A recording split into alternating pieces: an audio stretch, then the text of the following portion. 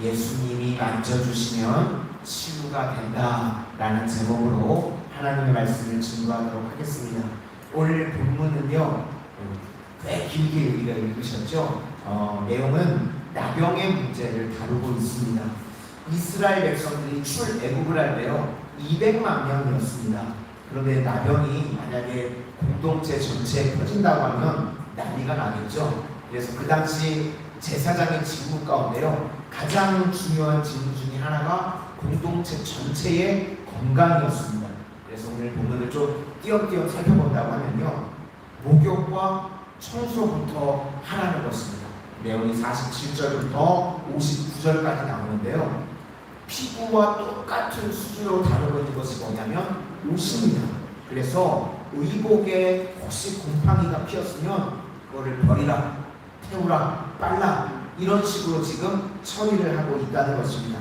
그래서 거룩은요 일상에서 목욕과 청소부터 하라는 것입니다.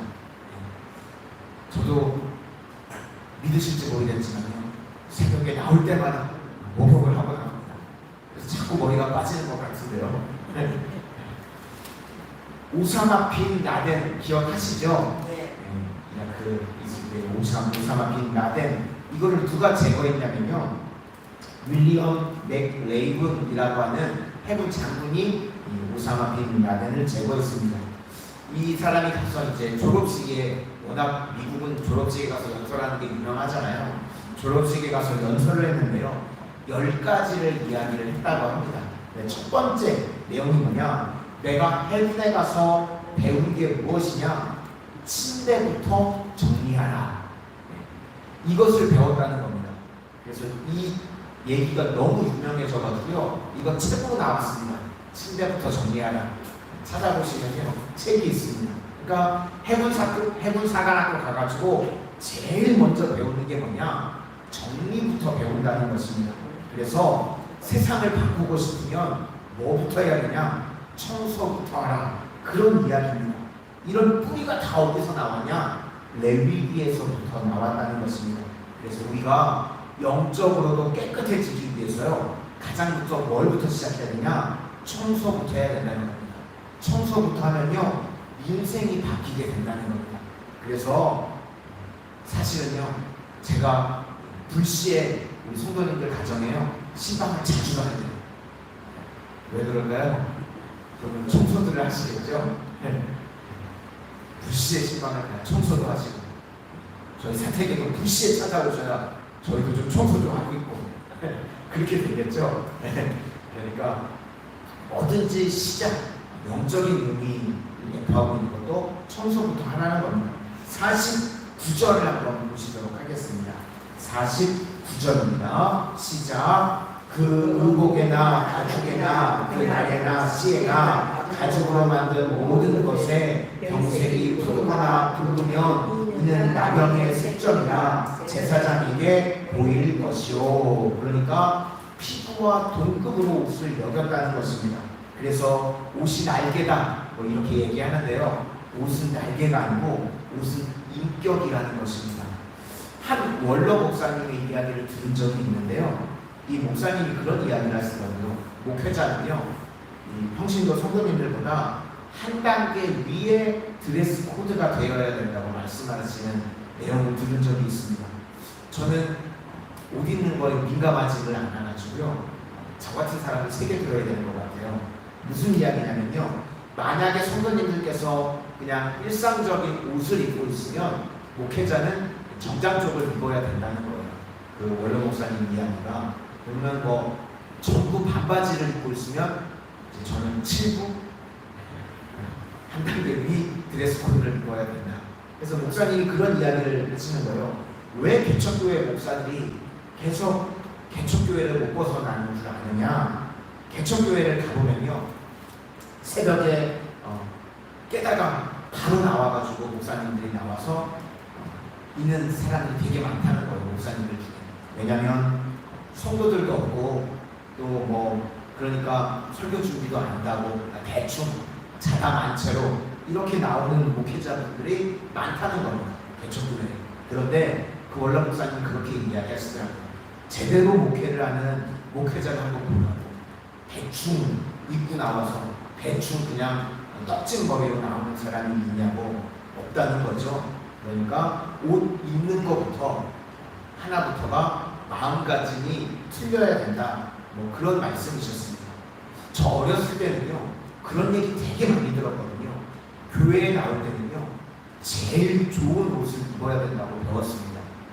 그렇지 않았나요? 그렇죠?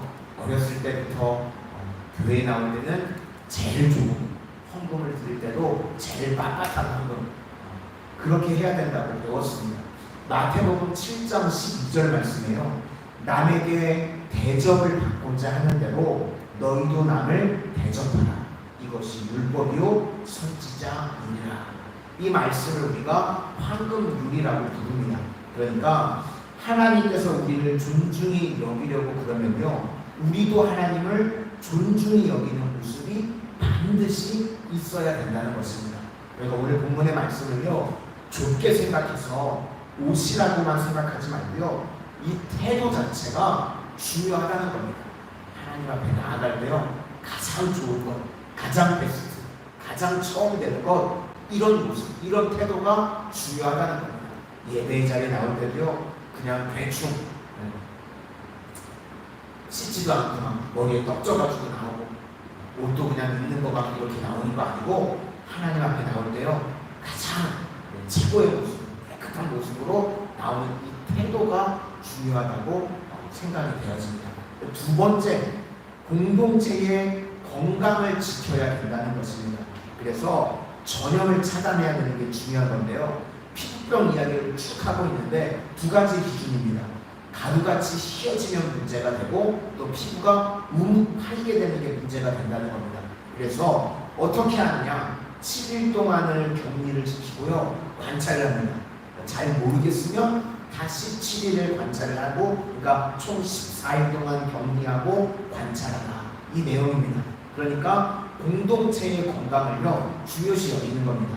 내용이 4절부터 6절까지고, 또 18절부터 보면 종기 이야기가 나오는데요, 지금은 의학이 많이 발달해서 별 문제가 없는데요, 피부병이 이제 별게 아니게 됐는데, 사실 불과 얼마 되지 않았거든요. 얼마 전까지만 해도요, 피부병이요, 약이 없었습니다. 그러다가 생긴 게 뭐냐면요, 고약. 기억들 나세요? 이명래 고약이라는 게 처음 나왔습니다. 피부병이 우리나라 약도 없다가요, 고약이라는 게 그때 처음 나왔어요. 그래서 조선시대 이 왕조실록 같은 걸 보면요, 왕들 중에 절반 이상이요, 다 조기 때문에 고상을 했답니다. 세조가 조기 때문에 죽었고요, 세종대왕도 조기 때문에 온양온천당이고, 그러니까 이 피부병이요, 보통 문제가 옛날에는 아니었다는 겁니다. 요즘은 워낙 약도 좋아지고 그러니까 이게 별게 아니게 돼버렸는데요, 불과 얼마 되지 않았습니다. 조기, 피부병, 이게 엄청난 문제였습니다. 그러다 보니까 이스라엘 시대에는 격리를 다 시켰어요. 피부가 조금만 이상해져도 격리시키고. 그러면 격리가 되면 또 뭐가 문제냐면 외롭잖아요. 그죠? 공동체에서 혼자만 쭉 떨어져 있어서 격리가 돼야 되니까 외로움이 있고, 그러니까 집단 감염이 되면 안 되니까 격리를 시키지만 개인적으로 봤을 때는 아픔이 있는 겁니다. 지금식으로 이야기하면 우리도요, 내 안 좋은 이 나쁜 영향력을 다른 사람들에게 미치면 안 되겠죠. 그래서 교회에는요, 교제가 있고 예배가 있는데, 교회는 항상 뭐가 중심이 돼야 되냐면 예배 중심이 돼야 됩니다. 교회는요, 사람 만나서 교회 정착하는 거 아닙니다. 교회는 예수님 만나는 겁니다. 그렇죠? 예수님을 만나야 변화되고요, 예수님을 만나서 정착하는 겁니다. 단순히 교회는 친교, 교제, 이게 중요한 게 아니라 예배 중심, 예배를 통해서 예수님을 만나는 것이 중요한 줄로 믿습니다. 우리 교회를 통해서 날마다 예수님을 만나고, 이제 우리가 대치교회를 선교를 가는데요, 그곳에서도 예수님을 만나는 은혜의 역사가 일어나지기를 소망합니다. 세 번째, 스스로가 자각하고 차단해야 된다라고 말합니다. 45절 한번 보시도록 하겠습니다. 45절입니다. 시작. 나병한 자는 옷을 찢고 머리를 풀며 입술을 가리고 외치기를 부정하다 부정하다 할 것이요. 그러니까 자기 스스로 나병인 것을 인정하면서 스스로 격리하는 것이 필요하다는 것입니다. 저도 영적인 상태가 안 좋으면요, 할 수만 있으면 사람들 잘 안 만나려고 합니다. 사람들을 만나게 되면 제 안 좋은 영향력이 이렇게 끼쳐질 수 있는 상황이 있죠. 그래서 우리도요, 본인 상태를 본인이 제일 잘 아시니까 상태가 안 좋다 그러면요, 사람을 만나기보다는 골방에 들어가서 기도하는 모습이 필요하다는 것입니다. 그러니까 안 좋은 영향력을 끼치면 안 된다는 거죠. 그래서 그런데 우리가 여기서요, 고민할 문제가 하나가 있습니다. 격려와 만지심. 예수님은요, 나병 환자를 격리해야 되는데 격리한 게 아니라 만지셨습니다. 지난주 수요일 예배 때 살폈던 것처럼요, 마가복음 1장 40절에 보니까 한 나병 환자가 예수께 와서 꿇어 엎드려 간구하여 이르되 원하시면 저를 깨끗하게 하실 수 있나이다. 나병 환자가 예수님께 목숨을 걸고 나왔습니다.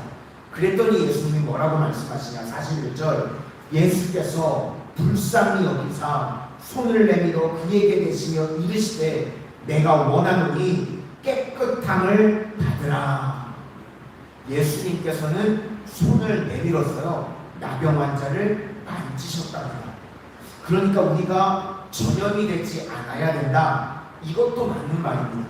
그런데 예수님은 또 만나면 그것을 만져주셨답니다. 왜요?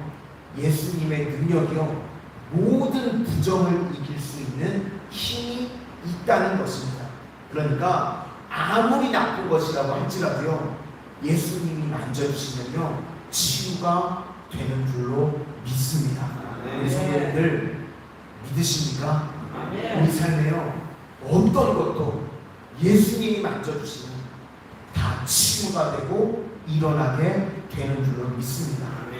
그러니까요, 예수님께 나아가는 게 중요하다는 겁니다. 왜 우리가 이렇게 더운 날, 이 빨간 날, 왜 우리 대치교회 가죠? 예수님 만나게 해주는, 그 마음 가운데 아직 한 명도 예수님을 모르는데 예수님 만나게 해주는, 우리가 왜 새벽에 나와서 더 주무셔야 되는데 왜 나오죠? 예수님이 만져주셔야 됩니다. 우리 삶에 무너진 모든 것들 예수님이 붙들어주시고 예수님이 만져주셔야 됩니다. 오늘 한날의 삶 가운데 우리 삶에 무너진 모든 것들 예수님이 만져주시는 은혜가 임하게 되시기를 축원합니다.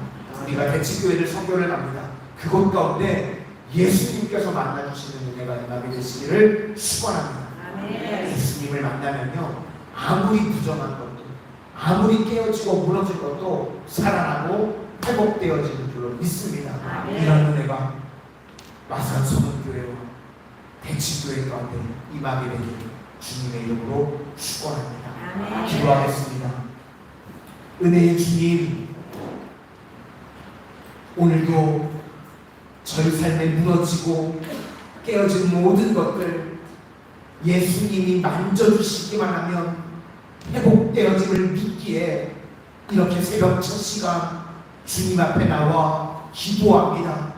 우리 인생에 깨어진 건강, 무너져버린 물질, 신앙의 단절, 예수님 만져 주시옵소서. 살아나시고 회복되어지는 은혜의 역사가 저희들 가정 가운데, 우리 마산 소문교회 가운데 임하게 하여 주시고, 그 십자가의 은혜를 들고 이제 오늘 저희들이 대치교회를 향하여 나아갑니다. 그곳 가운데 예수님을 만나는 은혜의 역사가 임하게 하여 주셔서 무너졌던 모든 것들이 예수님과 접촉함으로 회복되어지고 살아나지는 은혜의 역사만이 임하게 하여 주시옵소서. 예수님 이름으로 기도드립니다. 아멘.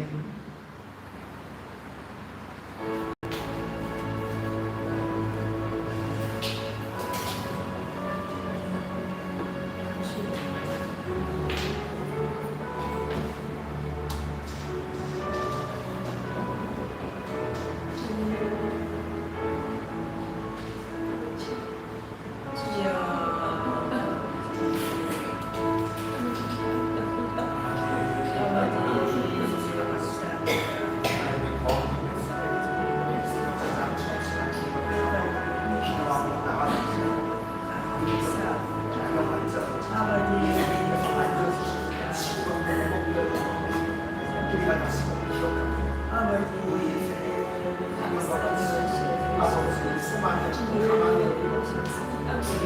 시간이 많아서 주시옵소서. 살아나지 않습니다.